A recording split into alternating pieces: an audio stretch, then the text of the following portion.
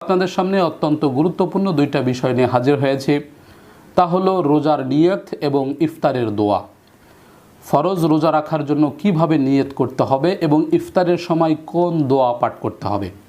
সহিহ হাদিস থেকে